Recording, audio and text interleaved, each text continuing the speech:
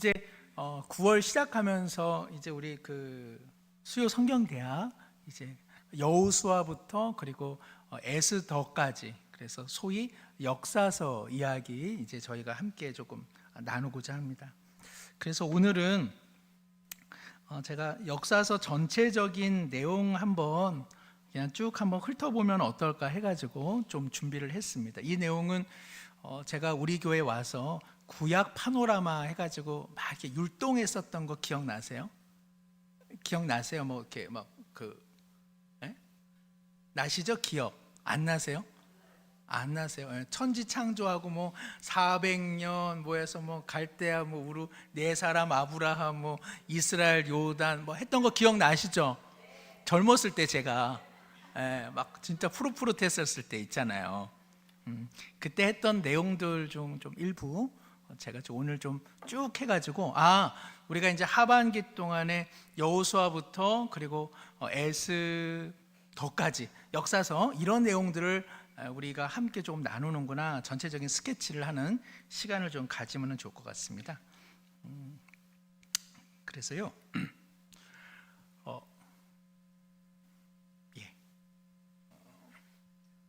네네, 제가 이거 사용을 빨간 거 보이시죠? 여기 보이죠? 찾았습니다. 예, 오케이, 됐습니다. 그러면 이제 화면 한번 보여주시면 좋겠습니다. 그 역사서는 이제 여호수아부터 에스더까지인데요. 한번 이제 전체적으로 한번 훑어보도록 하죠. 예, 또 화면 한번 넘겨주시면요. 뭐 전체 세계 지도 요게 여기 들어가면 잘 안 보이는군요. 저기 해보니까 알았습니다. 이게 저기 뭐냐? 이스라엘 어디인지 아시죠? 이스라엘.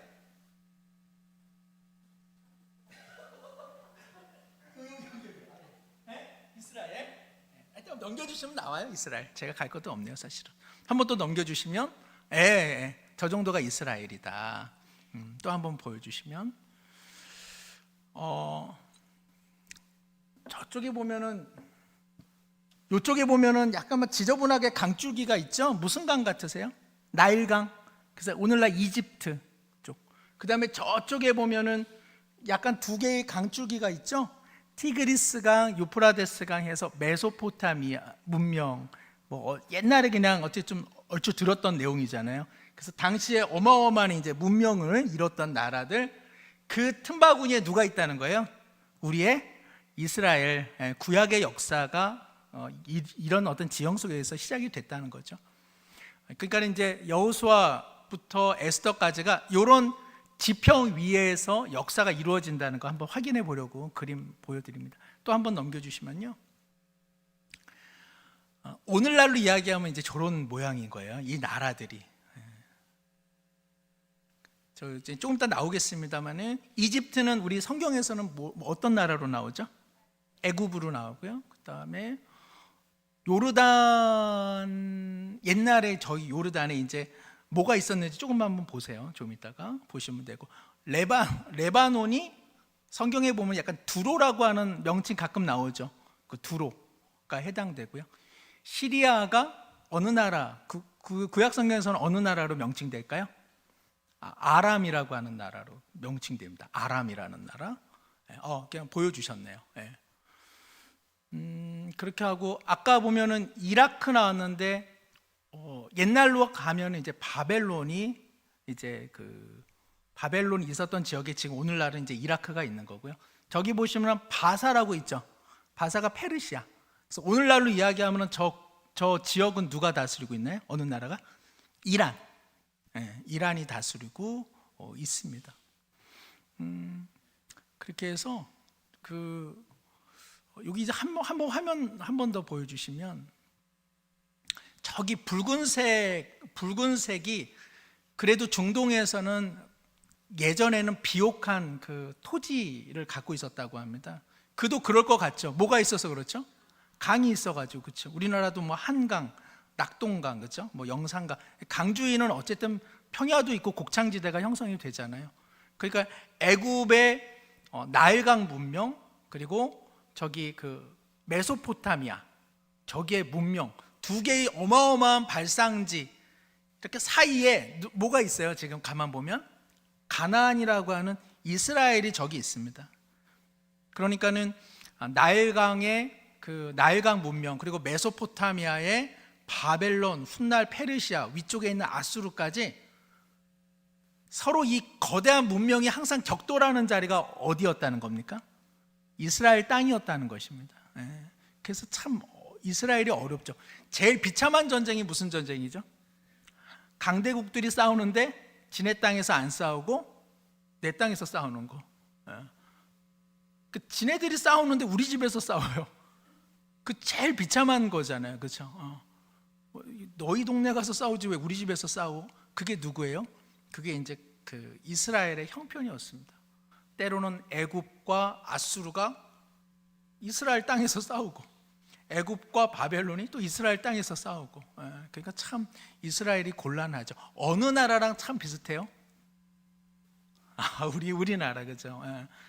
맨날 중국하고 일본 사이에서, 러시아에서 일본 사이에서 청일 전쟁할 때 막 우리나라에서 싸우고 말이죠. 그러니까 참, 그래서 아마 우리가 하나님을 더 잘 믿는 거 아닌가 그런 생각해요. 이스라엘 생각하면 되게 동병상련, 되게 우리 같다 하는 생각을 많이 하죠. 그러니까 거대한 두 문명이 교차하고, 저기 중간에 보면 여기 짝대기가 있는데 저 짝대기는 이제 큰 산맥입니다. 그러니까는 바벨론이나 바사가 곧바로는 못 들어요. 항상 우회해서 들어와요. 그래서 애굽을 향할 때, 애굽이 또 저 중동으로 향할 때 항상 그 교두보가 이스라엘이었다. 그런 역사 지평 속에서 우리 이제 그 역사서를 보게 됩니다. 또 한번 보시면요. 한번 화면 또 넘겨주시면, 이제 그러면서 이제 시작되는 거, 누구예요? 여호수아. 그래도 이제 여호수아서에서는 이스라엘이 또 조금 힘이 강해 보이죠. 그래서 여호수아서에서 중요한 주제가 있다면 어떤 주제일까요?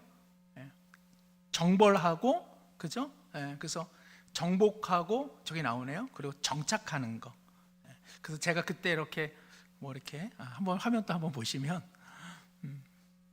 또 한번 보시고, 그러면 이제 모압 평지에서 그 모세가 마지막으로 이제 그 가나안 땅으로 들어가는 제 2세대들에게 마지막으로 썼던 내용의 성경이 뭐였죠? 신명기. 그러세요. 그래서 신명기 이제 딱 마지막 선포하고 모세가 하나님의 부름 받고 그의 수행 비서인 여호수아가 이제 요단강을 건너서 어떤 관문 여리고를 이제 통과해 가지고 가나안 중부로 향하게 되는 거죠. 그게 이제 여호수아서 배우면서 우리가 보게 되는 내용들입니다. 또 한번 보시면, 그러니까는 출애굽할 때는 뭐 건넜어? 무슨 강? 무슨 바다? 홍해. 그 다음에 이제 가나안에 들어갈 때는 무슨 강? 요단강. 그렇죠? 그러니까 뭐 지형적으로 한번 생각해 보시면 저 위에가 뭐죠? 갈릴리. 그죠? 이때만 해도 갈릴리는 우리에게 별로 구약에서는 이야기가 안 되죠. 그죠? 신약 가면 이제 예수님의 주 무대이죠. 그리고 쭉 내려오면은 그 강줄기가 요단강, 아래 되게 좀 크게 있는 웅덩이가 뭐죠? 사해. 저 사해가 해발로부터 그 지표면보다 한 300m? 하여튼 이렇게 아래에 있다고 하죠. 그러다 보니까 이제 물이 모이고 나갈 곳은 없고, 그래서 염분이 많고, 그런 곳이 이제 사해입니다. 그래서 지금 모압 평지의 그 요단강을 이제 지나서, 그리고 여리고 점령, 아이 점령하고, 그 다음에 어디부터 정벌했을까요? 가나안의 남쪽부터. 남쪽 정복하고, 그 다음에 북쪽 정벌하고, 그 다음에 뭐 했겠어요? 12지파 이제 분배로 들어가는 거죠. 제가 예전에 막 이렇게 썰었었는데 제 기억 안 나요. 그러니까 한번 해야겠네요, 이거. 그렇게 해서 이제 여호수아서의 전체적인 내용입니다. 한번 또 보시면, 이거 어디 건너가는 거? 요단강 건너가는 거, 그렇죠? 그 다음에 언약궤를 앞장서서요. 이거는 뭐가 무너진다? 여리고 무너지는 거. 그렇게 됩니다. 또 한번 넘겨주시면요. 오늘 우리 이종서 선생님 바쁘세요. 오늘 감사합니다. 또 한번 넘겨주시면, 이제 그러면은 어떻게 이제 분배를 하느냐 하는 내용 한번 잠깐 보시죠. 예, 또 넘겨주시고요. 예, 글자가 좀 작기는 한데 지금 그 갈릴리, 그 다음에 요단강, 그리고 사해 이렇게 분기점으로 해가지고요. 므낫세, 갓, 르우벤 있는 곳을 흔히 뭐라고 말하죠? 요단 동편이라고 말합니다. 저기를. 그래서 성경 보시면 요단 동편에 그러면은 요단강 건너기 전. 그 다음에 요단 서편은 어디예요? 건너서 있는 것들 뭐 아셀, 납달리, 스볼론, 므낫세 등등등등. 저거 다 하면은 몇 지파 같으세요? 12지파. 근데 므낫세가 몇 번 있어요? 2번 있죠.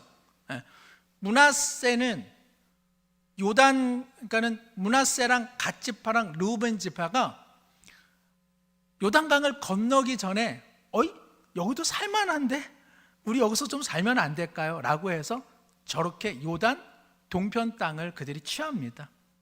근데 므낫세 지파는 일부 반만 우리는 여기 있을게. 므낫세의 또 다른 2분의 1은 건너가서 거기서 정착하라. 그래가지고 성경에 보면 뭐가 나와 있어요? 므낫세 반지파 이렇게 나오죠. 므낫세 반지파 할 때 이렇게 무슨 금반지, 므낫세 반지인가? 이게 아니라 므낫세 종족의 2분의 1. 2분의 1은 요단 동편에 있었다. 그리고 요단 서편에 또 므낫세의 반 지파가 있었다. 이렇게 보시면 되겠습니다. 저기 빨간 점 여리고로 생각하시고 그 정도가 이제 베델인데 그 경계선으로 이제 그 아래쪽 지파의 가장 그 강성한 지파는 어느 지파였을 것 같아요? 저기서 제일 강한 지파는 유다 지파, 그죠? 그래서 다윗을 위시한 유다 지파. 그리고 북쪽에서 강한 지파는 어떤 지파였을 것 같아요? 에브라임.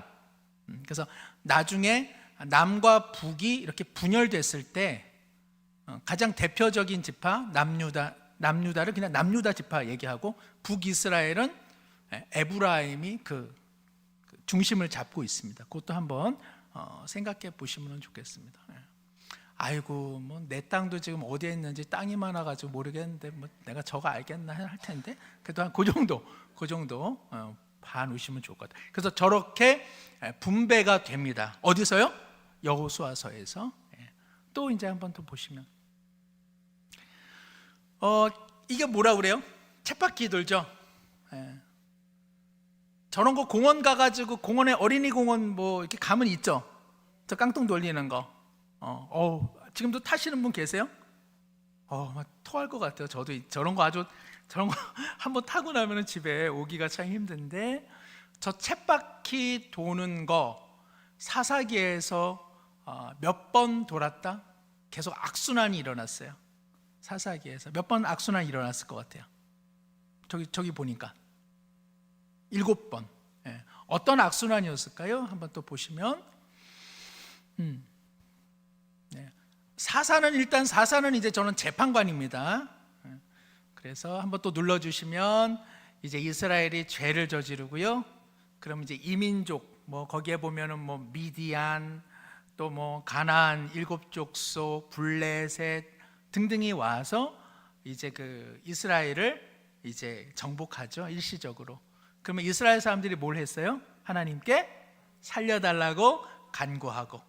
그러면 하나님께서 구원하셨어요. 누구를 통해 구원하셨어요? 예수 그리스도? 사사를 통해서. 그렇죠? 여기서 이제 사사가 중심 인물이죠. 사사가 구원했어요. 그리고서는 어떻게 됐어요? 또 이스라엘 백성이 다시 죄로 다시 빠짐으로써 다시 하나님과의 긴장 관계, 즉 침묵의 시간들이 이렇게 지속이 되죠. 그런 어떤 그런 그 쳇바퀴가 사사기에는 몇 번 나온다? 7번 나온다. 이렇게 되어 있습니다. 그것도 이제 우리가 나중에 한번 살펴보시게 될 것 같아요. 또 한번 눌러주시면요. 네. 아이고 이게 글자가 좀 깨졌네요. 한번 읽어보실 수는 있죠.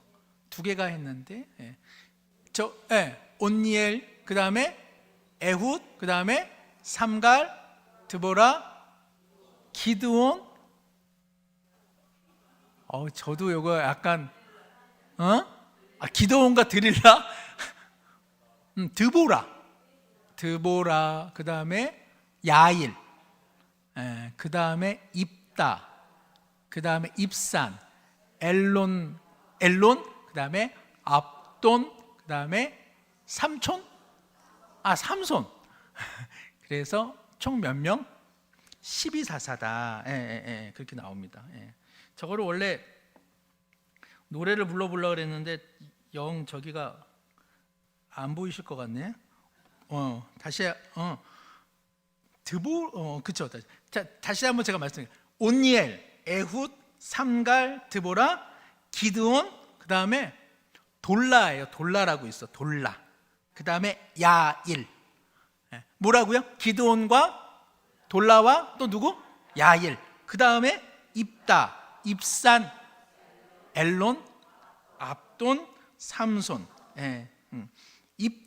입다와 뭐라고요? 입산. 그죠? 입이 좀 쌌나 봐요. 그래서 입산. 자, 요거 한번 우리 새벽부터 우리 살아 요걸로 이제 한번 해보세요. 시작해요. 온니엘과 에훗, 삼갈, 드보라, 기드온과 돌라와 야일, 입다와 입산, 엘론과 압돈, 삼손까지 모두 12사사들. 박수 한번 하겠습니다. 누구를 위해서? 제가 잘 불러가지고. 요거 예전에 다 책 사셨어요. 가셔서 한번 불러보셔요. 네. 어쨌든 12사사들, 그 다음에 5개의 악순환이 몇 번? 7번 있었다. 그게 사사기의 내용들이다. 한번 또 화면 보여주시면 저거 여기 있었구나.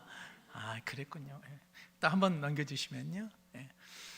저 여인은 누구 같아요? 저 그 사사 중에 드보라, 하솔이 이끄는 병거들을 그 바락이라고 하는, 바락은 번개 장군인데 이 바락이요 쩔쩔매요. 근데 놀랍게도 구약 역사에 드보라라고 하는 정말 걸출한 여장부, 저 여장부가 두려워하지 말아라 해서 바락이 번개거든요. 그렇죠. 드보라의 이름의 뜻은 그 꿀이라고 하는 뜻을 갖고 있어요. 그래서 저 꿀벌이라고 하는 이름을 갖고 있거든요. 꿀벌인 여인이 바락이라고 하는 번개를 던져서 하솔의 병거들을 다 물리치는 그런 쾌거가 있습니다. 또 넘겨주시면 이 사사는 누구일 것 같아요? 기드온. 나중에야 용맹해지지만 맨 처음에는 하나님께서 과연 나와 함께 하실 것인가 라는 것으로서 하나님 앞에 시험을 하죠. 어떤 시험하죠? 아침에 양털이 다 젖고 땅은 마르고, 근데 경험했는데도 또 한 번 요청하죠. 이번에는 반대로 땅은 젖고 그리고 양털은 안 마르고. 양털은 그쵸, 물에 안 젖고 이슬에 안 젖고. 그렇게 했던 기드온, 나중에는 또 용맹하게 미디안을 격파하는 일에 쓰임을 받습니다. 그 다음은 잘 아시는 누구죠? 한 번 더 넘겨주시면 너무나 잘 아는 삼손. 그렇죠? 대표적인 이제 우리 사사 이야기도 보게 되실 것 같아요. 또 한 번 넘겨주시고요. 누구의 이야기입니까? 보아스와 그 다음에 옆에 있는 여인의 이름은 나오미. 나오미의 자부되는 룻, 그렇죠? 룻. 그래서 그 보아스와 룻의 이야기입니다. 저 이야기가 어느 시대를 배경으로 해서 나오는 이야기다? 사사 시대. 그래서 베들레헴에 흉년이 있었다라고 하는 것은 사사 시대의 죄의 악순환으로 인해서 베들레헴, 즉 이스라엘이 어떠한 풍요와 생산도 경험하지 못하는 황무한 땅이 되었다. 그런 뜻이죠. 그래서 이제 나오미가 남편 그리고 두 아들과 함께 어디로 향했습니까? 모압으로 향하고 거기서 모든 것을 잃고, 다만 모압의 자부인 이 룻이 어머니의 하나님 저의 하나님입니다 해서 이제 이곳으로 돌아오죠.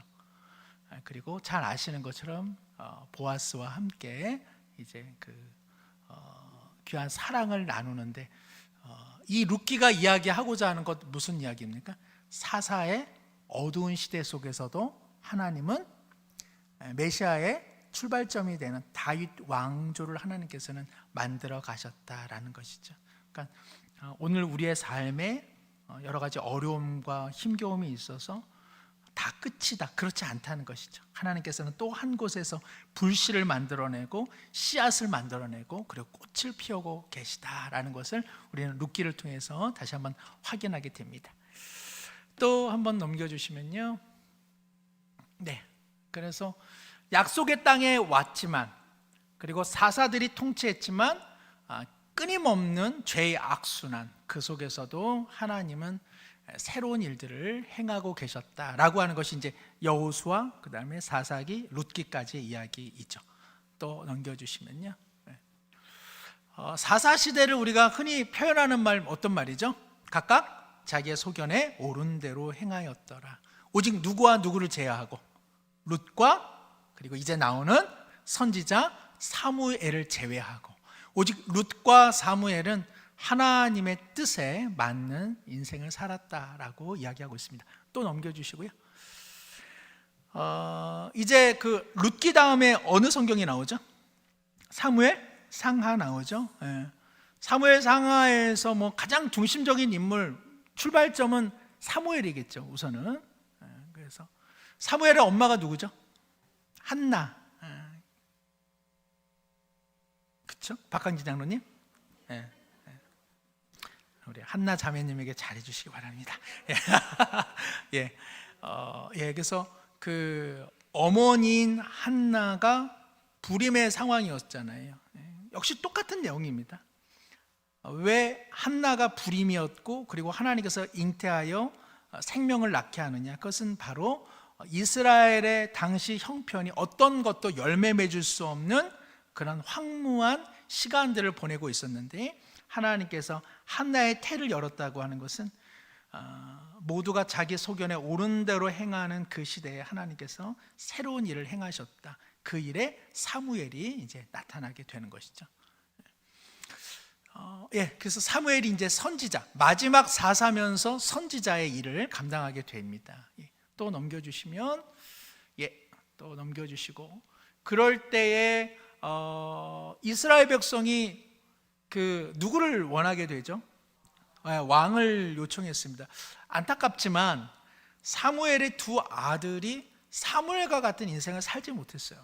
이거 참 어려운 일입니다. 그죠? 우리 생각하기에 사무엘과 같은 거의 완벽한 선지자의 자녀라면 그 자녀들도 나름 출중한 인물이 되리라 모두가 여길 텐데, 놀랍게도 사무엘의 두 아들이 완전히 그 아버지와는 정반대의 길을 갑니다. 거기서 백성들이 사무엘 후사가 없으며, 그리고 가나안 땅에 정착해 보니 왕이 없는 나라는 우리뿐이더라.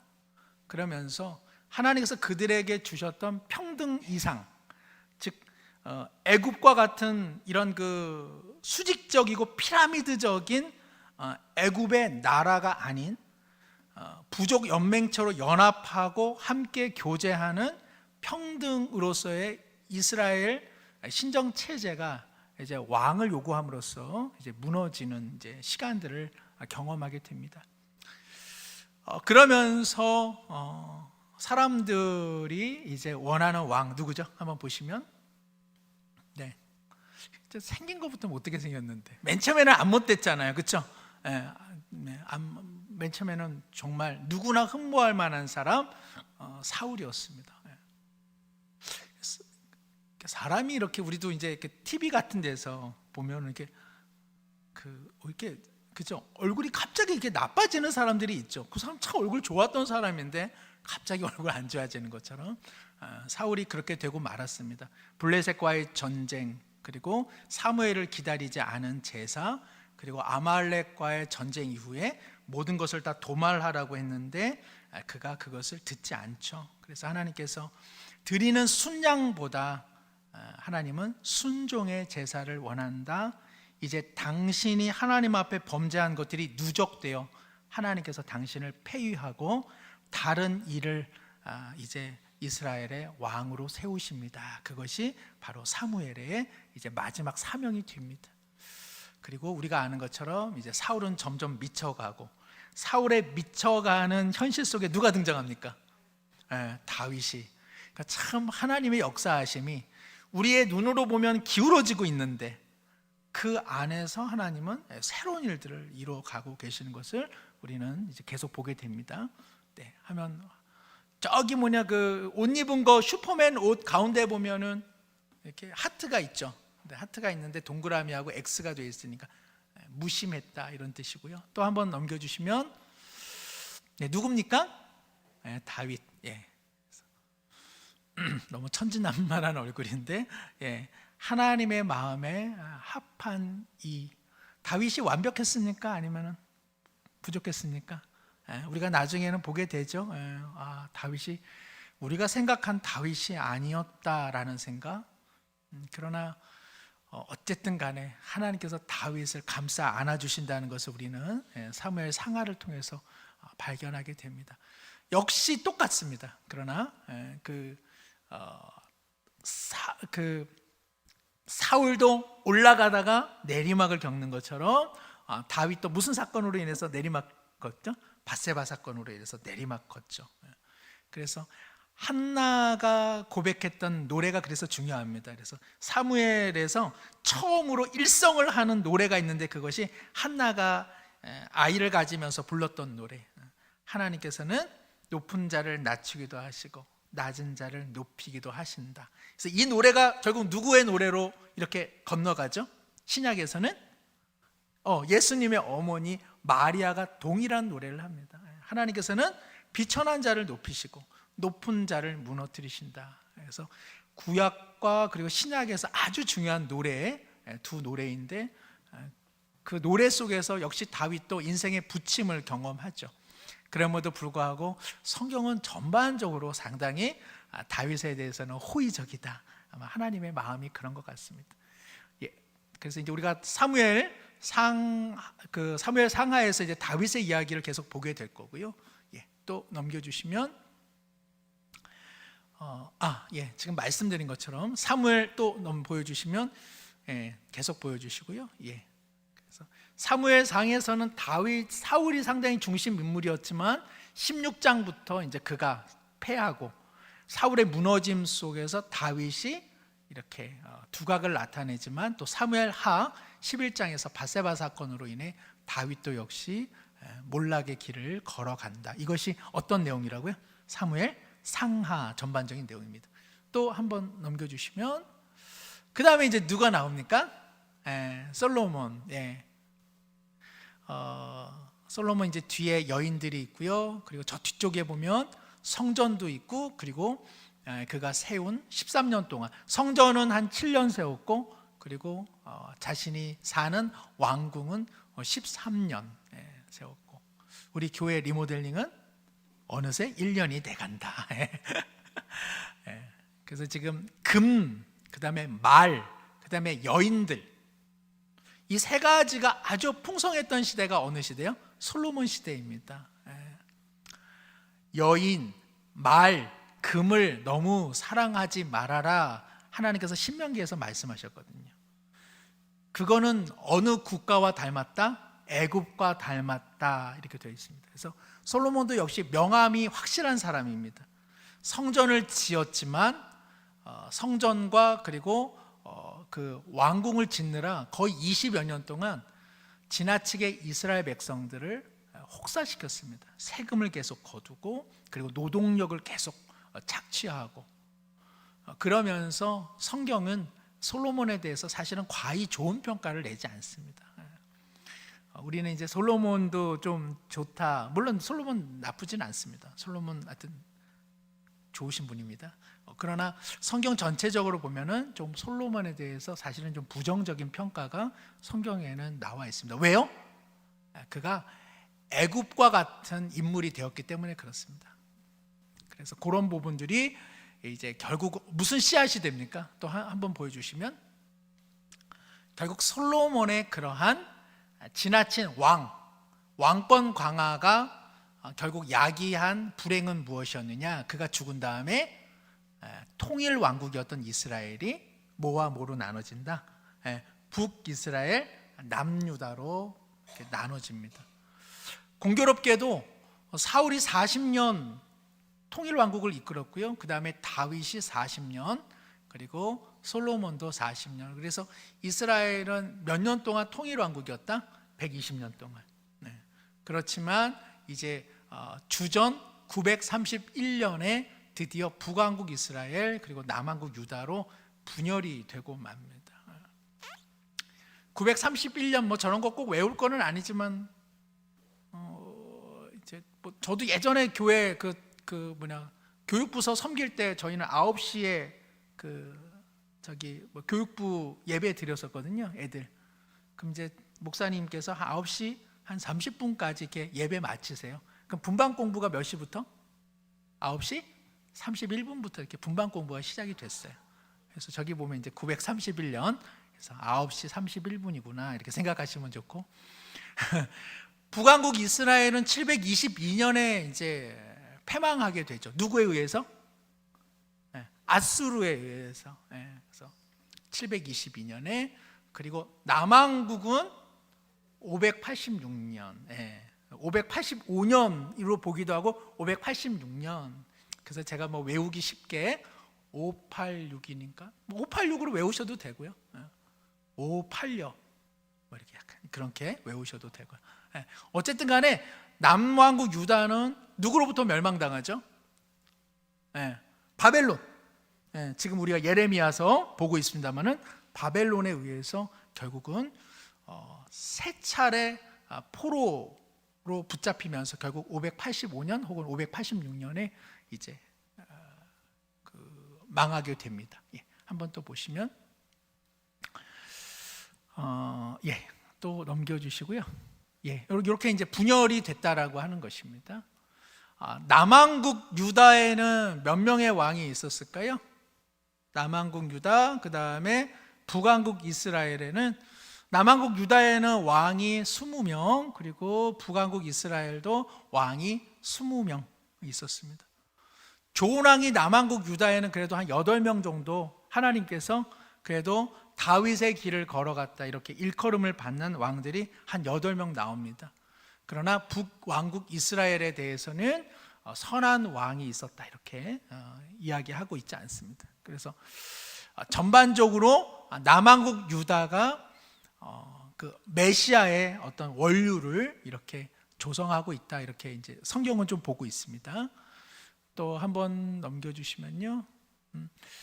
여기까지가 이제 열왕기상 솔로몬 이야기 나오고요. 그다음에 열왕기 하에 이제 여러 가지 왕들의 이야기도 나옵니다만은 열왕기 하에서 결국은 그 북이스라엘도 망하고 그리고 남유다도 망한다 이렇게 해서 포로 생활에 부득이한 그런 현실을 이제 보여주고 있습니다. 이것도 이제 보게 되겠죠.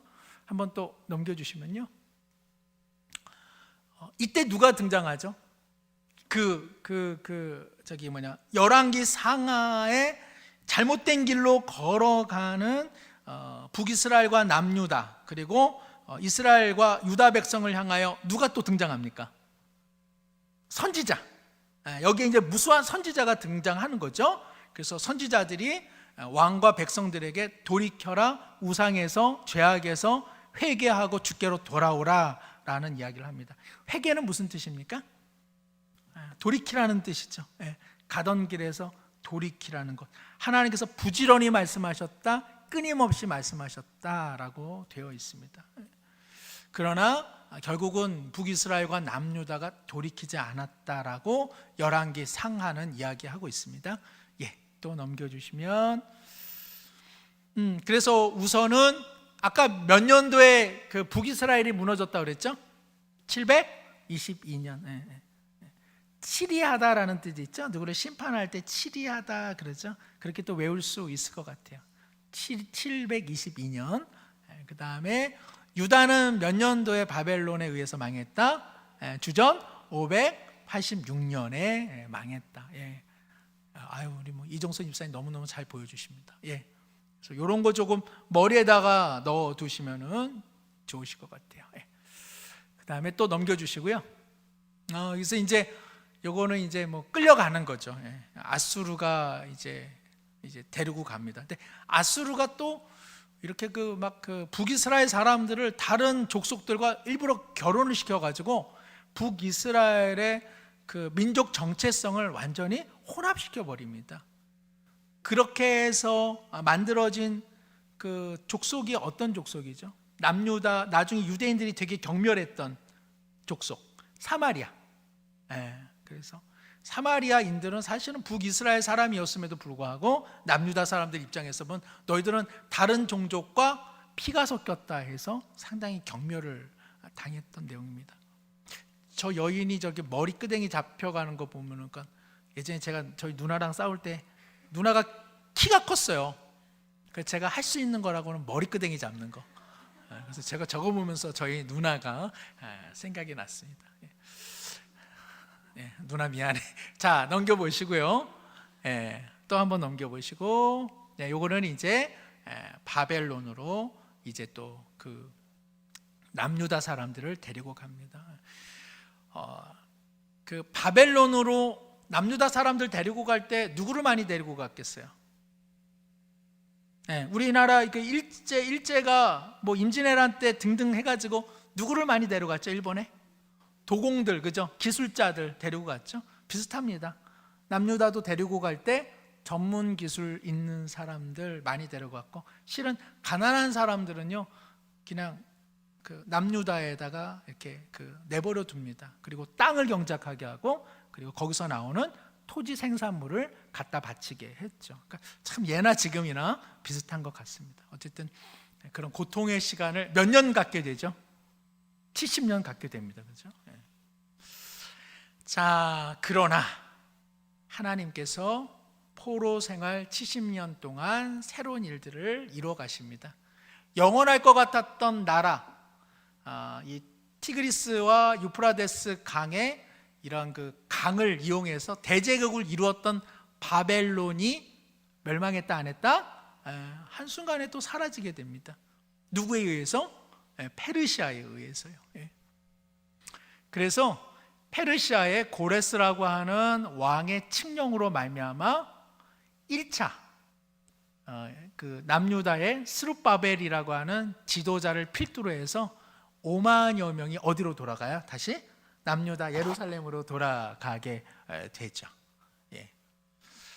그 이야기가 어디에 나온다?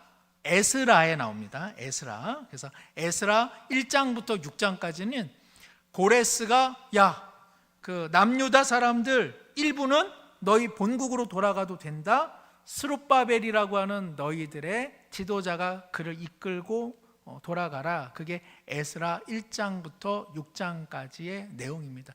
스룹바벨이 가서 뭐 했죠? 무너졌던 성전을 다시 이제 만드는 일을 하게 됩니다. 성전 만드는 일에 특별히 선지자들이 힘내라, 힘내 했어요. 그 선지자 두 사람이 누굴까요? 학개, 스가랴. 학개랑 스가랴가 스룹바벨과 바벨과 함께 정말 이게 바벨을 드는 심정으로,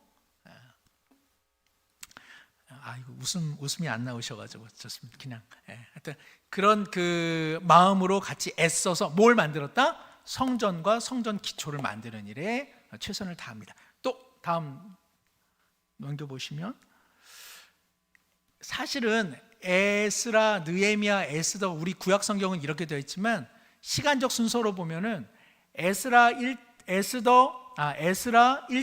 6장 그리고 7장에서 10장 그 사이 시간이 있어요.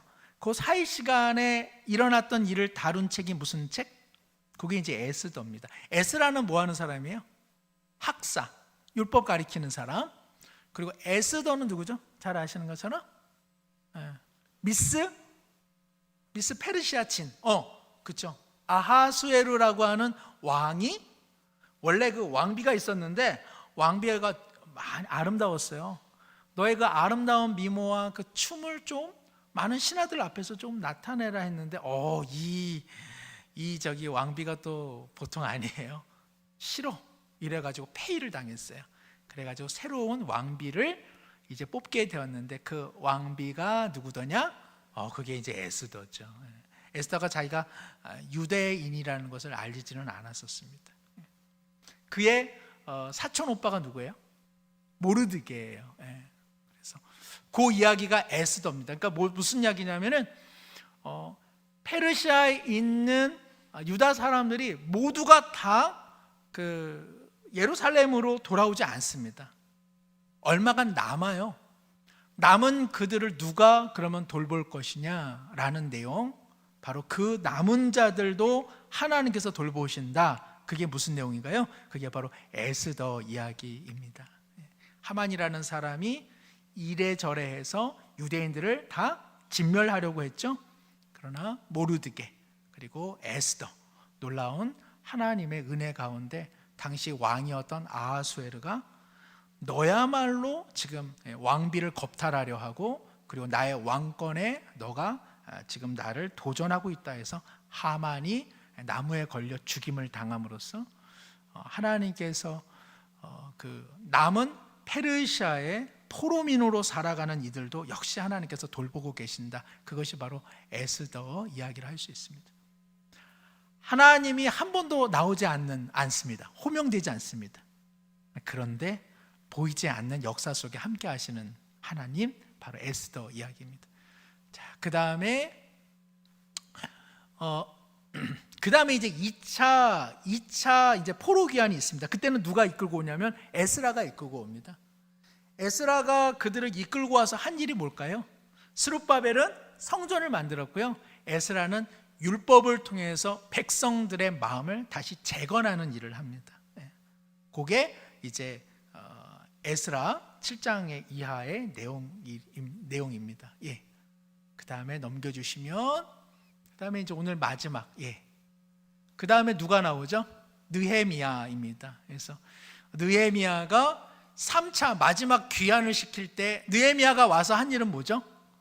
예루살렘의 성전은 만들어졌는데 뭐는 안 만들어졌어요? 성벽은 만들어지지 않아서, 성곽이 만들어지지 않아서 이민족들이 호시탐탐 이 남유다의 재건을 완전히 무너뜨리려고 하죠. 그래서 느헤미야가 그 백성들과 함께 한 마음이 되어서 성벽을 재건하는 일, 이렇게 이야기가 됩니다.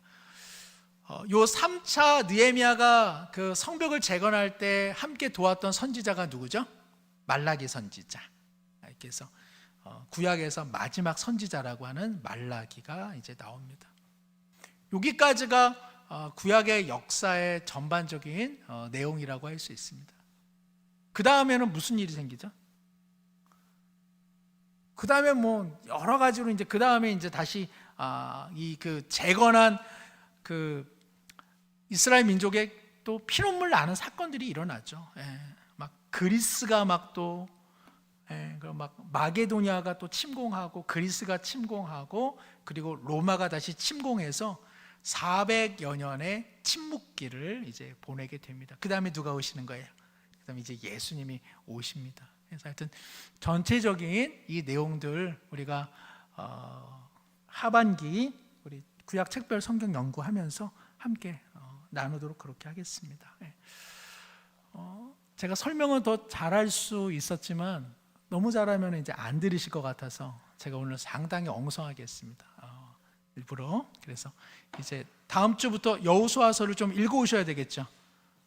그리고 몇 분이 이제 또 새롭게 하시려고 책도 구입하셨는데 여호수아서 읽어오시고 우리 함께 에스더까지 느헤미야까지 그야말로 여호와께서 함께 하시는 구약의 역사를 통해 오늘 우리의 어두운 삶 속에서도 새 일을 이루시고 회복시키시고 그리고 놀라운 은혜의 일들을 이뤄 가십니다. 한번 이 시간에 우리 그런 기대감을 갖고 우리 주의 말씀을 다시 한번 누리게 하여 주옵소서. 잠깐 한번 기도하고 제가 마침 기도하겠습니다.